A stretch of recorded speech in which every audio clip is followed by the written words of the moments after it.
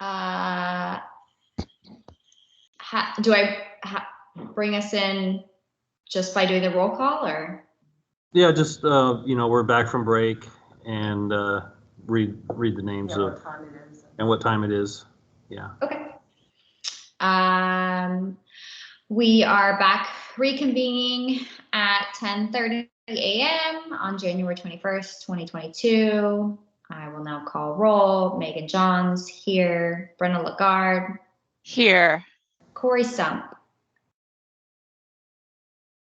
Here. Maria McMahon. Sorry, Here. Maria. Here. Jennifer White. Here. Okay. No Samantha right now. And no Samantha right now. She's having internet issues. So this is Bob Bothwell, and we are on section 4, public and interested parties feedback. So we sent a letter to the board members, but we can do the letter first, or do you want to check on the phone to see if there's anybody that wants to make a comment? Oh wait, we're not even there yet. Yes, we are. Disregard. We can check on the phone. I hate to keep people waiting. Okay. To the folks on the phone, this is Bob Bothwell. Is there anybody that wanted to make public comment?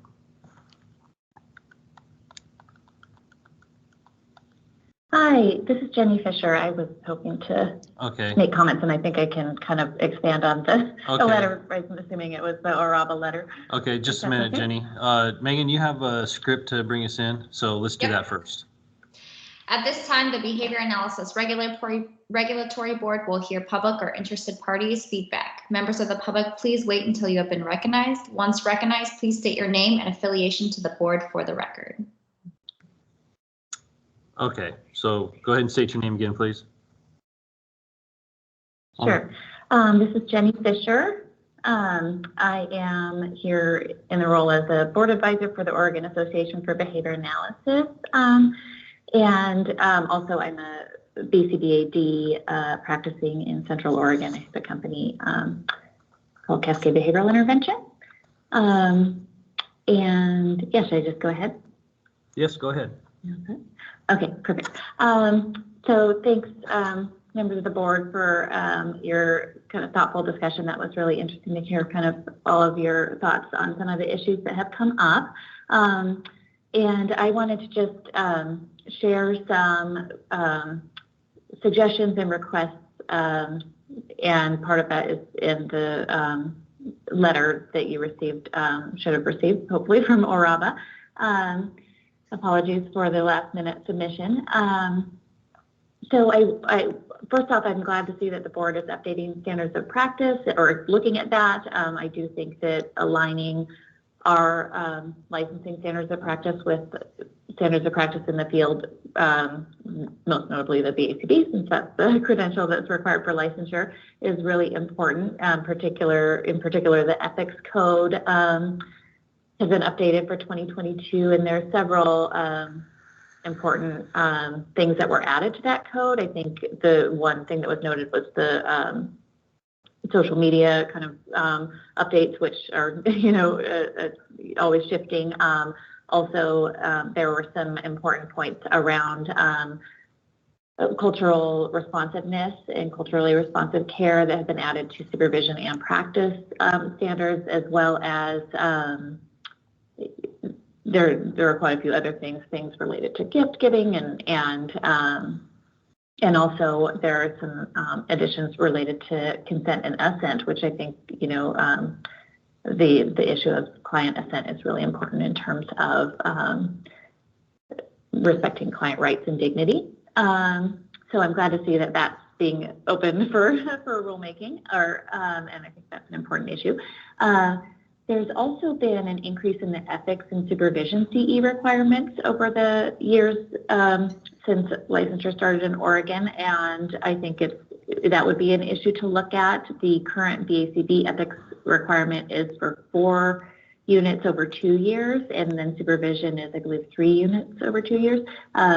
So that might be something that the board looks at. We currently have 1 ethics requirement, CEU required per year, and no supervision requirements. And then in terms of standards of practice, I also think, I know Oraba was following the discussions around seclusion and restraint. I think there are some concerns that leaving that entirely up to the discretion of the individual company and parents maybe could lead to rights violations for direct consumers of services. So it might be useful to have some parameters around that. For providers, there are federal regulations that could be looked at by the board to create some guidance to make sure that there are consumer protections in place.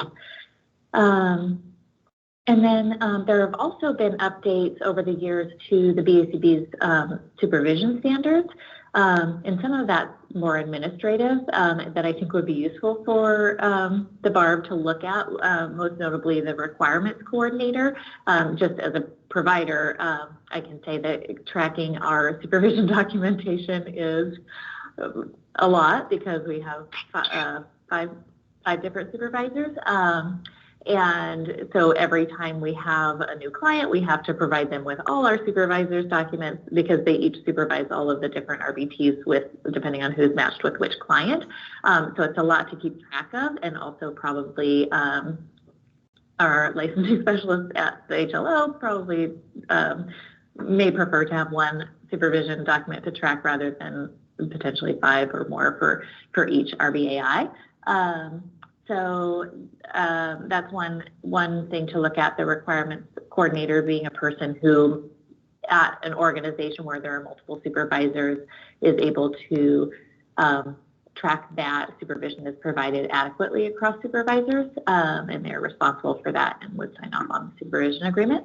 And then one thing just administratively that I think we've gotten feedback from providers in the state is it's difficult when there's, I think when there were smaller numbers, we were able to reach out to the licensing specialist about an RBAI application.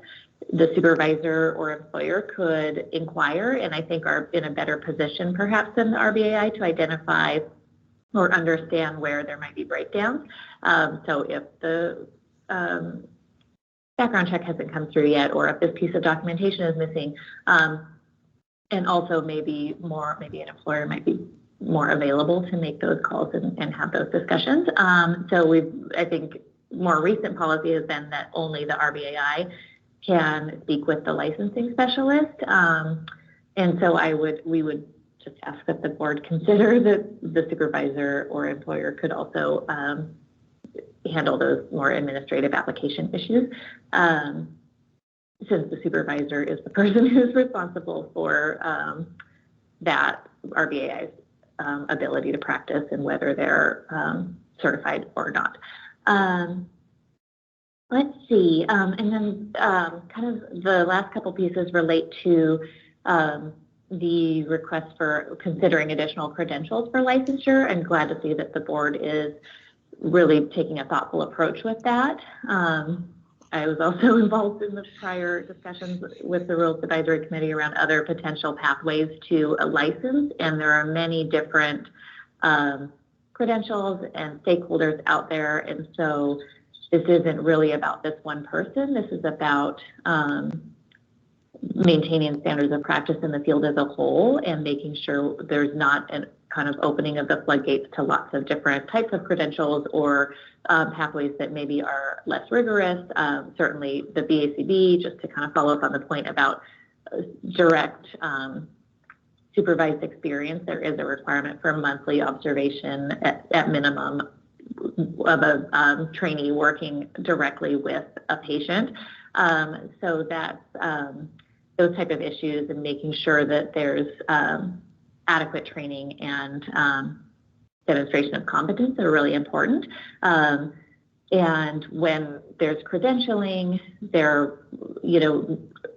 appropriate credentialing bodies have a lot of different things that go into determining whether someone meets qualifications. There are subject matter efforts and experts and task list development and psychometrically valid exams and all of these pieces that go that need to be in place. And so there's a lot involved. I would definitely recommend reaching out, in addition to specific credentialing bodies, reaching out to organizations that are unaffiliated, like the Association for Professional Behavior Analysts or ABAI, organizations that are practice organizations that maybe have awareness of these different types of credentials that are out there and what the standards, the minimum standards should be for credentialing. And I did notice, just looking at a search on QABA's website, there are 3 people in Oregon currently who are credentialed by QABA, and it would be interesting to find out how those people are practicing. I think the other issue in Oregon is that our board is not based on the Practice Act. It's based on regulating a title and ability to seek insurance reimbursement for our services. So I'm concerned that there may be individuals practicing under different credentials, not calling themselves licensed behavior analysts, and that is a risk to consumers. And so I think there's a bigger question about the BARB and maybe HLO's role in moving in the direction of a Practice Act, where the board is tasked with regulating the practice of behavior analysis in the state, and not just who can use the title of behavior analyst to seek insurance reimbursement. ORABA is very interested in that in coming years, but it's hard to have the bandwidth to undertake that kind of a project. So I think we would be interested in kind of hearing the BARB's position on that, and whether there's a role for the BARB in pursuing that direction legislatively, so that the practice of behavior, that the BARB can better regulate the practice and protect consumers, because certainly that's the main role. And I think those are all of my points that I would be happy. Also, if there are questions about ORABA's letter and recommendations, I'm happy to speak on those if that would be helpful. Thank you for your time. Thank you. Thanks, Jenny. I've got a question on the restraint issue. We went back and forth about that, quite a bit, whether we should be prescribing more than just that an organization have a policy and then live by their policy. The concern that I have, is that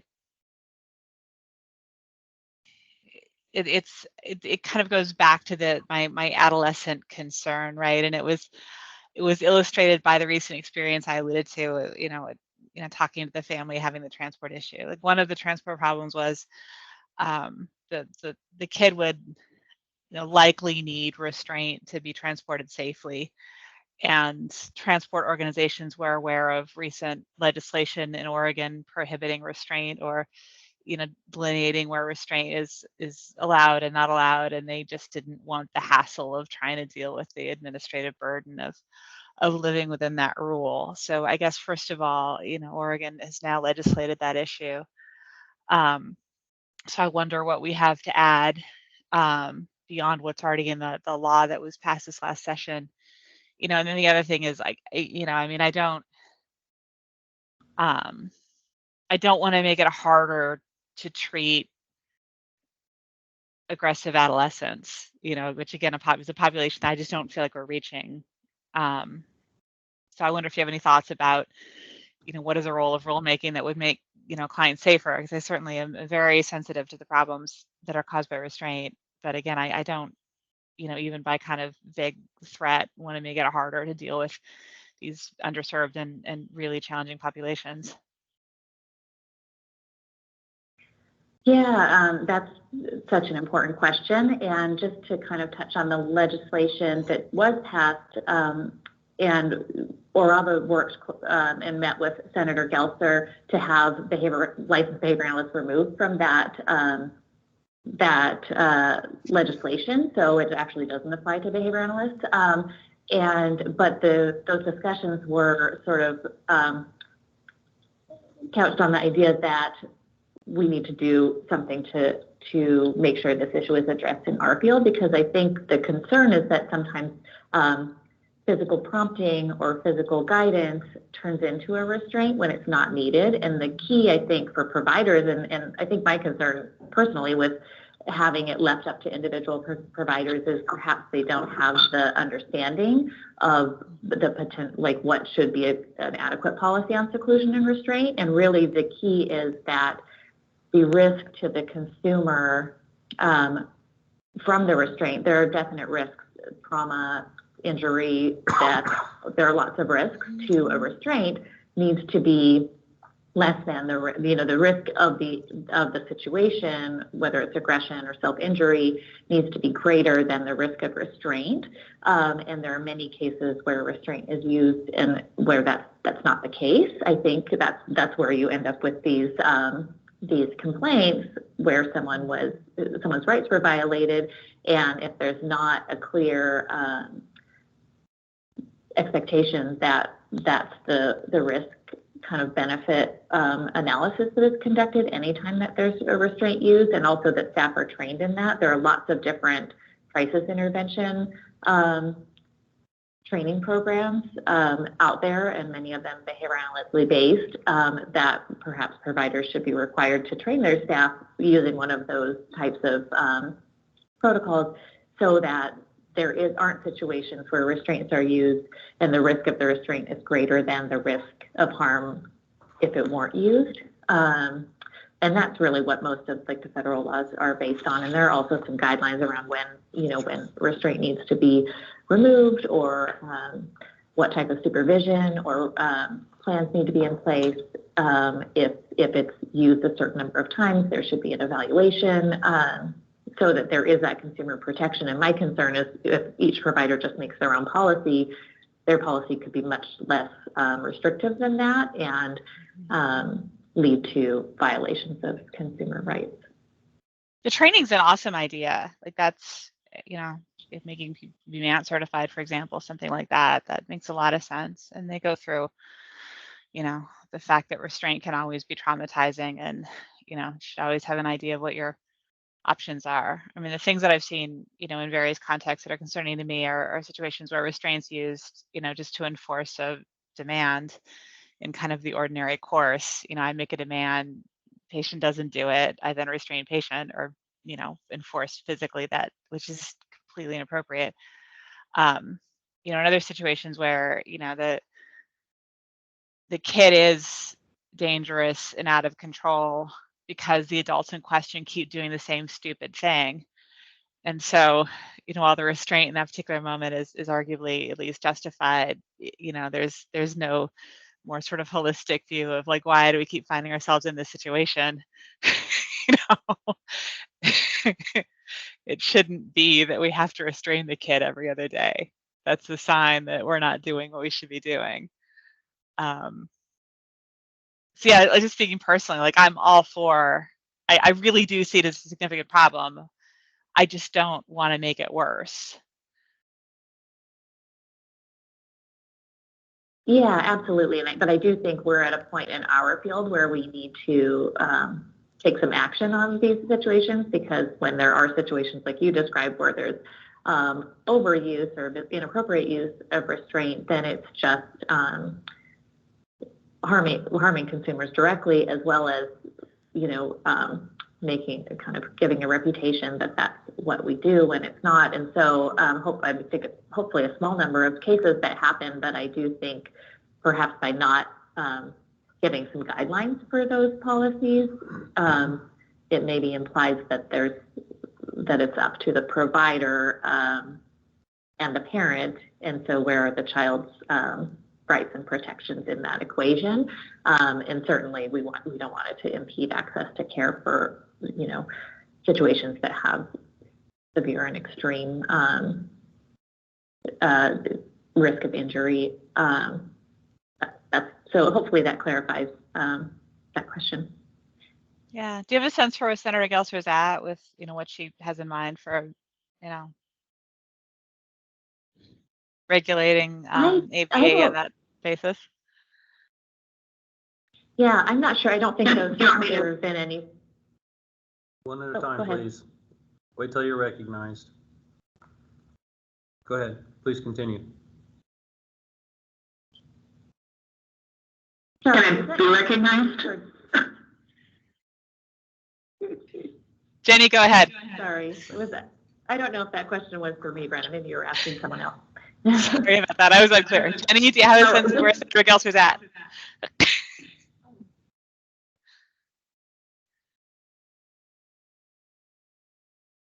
Sorry, I got two people talking at once, so I missed that. Go ahead.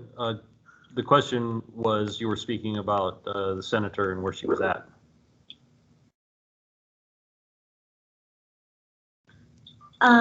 Okay, so this is Jenny again. I don't know that it's gone any farther than what the original legislation was. I do think that intent of that legislation was to protect consumers, and that's I would imagine is Senator Gelser's interest, and I think we would be happy to kind of continue those discussions. Okay. But I don't know if I can say much more about where the direction that things are going.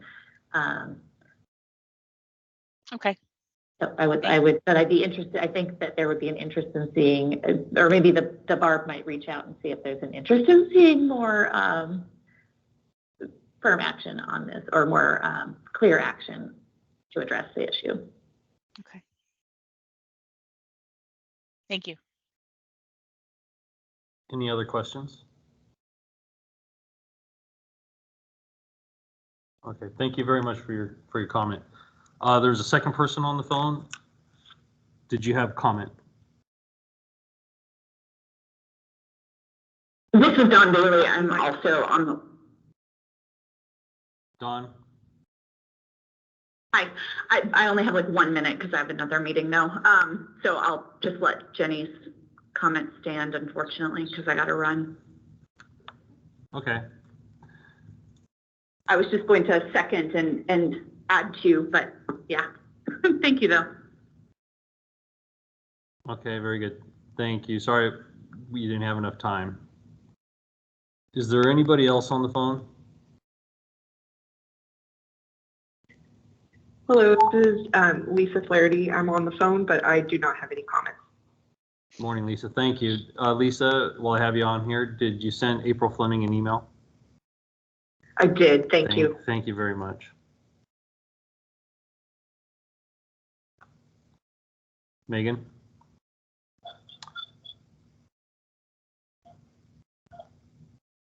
You don't have any other more business, right? Well, we can just ask if anything has come up besides what we've already discussed for the next, and reiterate, we're going to have a short meeting. Set that up. Okay, very well said. Thank you. Has anything that's been said created any questions or anything that you need HLO to do to look into?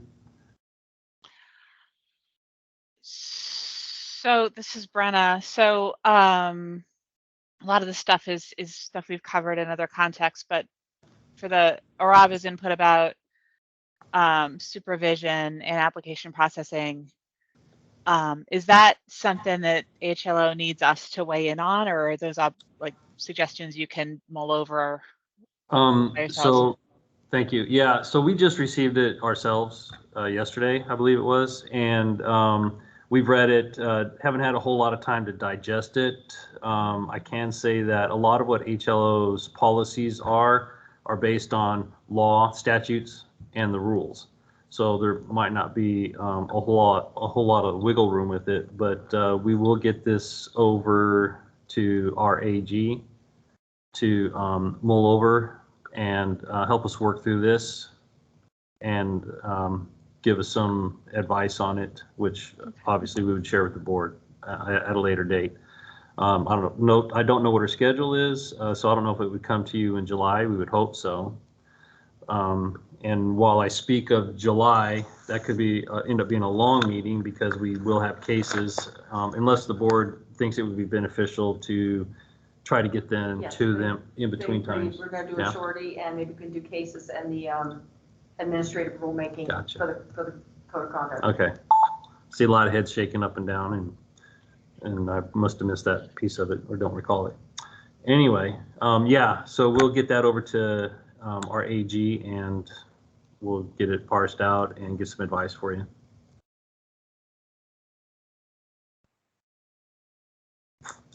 Thank you. Anything else, anything you need us to do? I don't think so. I mean, this is Megan, and I feel like, yeah, just let us know what the next steps are with this letter, because I know there's definitely a few things on here. Obviously, we've already talked about the ethics, updating ethics for BCBAs, but some of the other recommendations that Oraba made, I definitely would be interested in. Very good. Yes, absolutely. Okay. Do you have anything else, Ann? No, sir, I think we're set. Thank Okay. you. If there's anything else, there's a script. You can take us out, Megan. The adjourned script. Yes, ma'am. Okay. The Behavior Analysis Regulatory Board meeting is adjourned at 10:56 a.m. Very good. Thank you, everybody.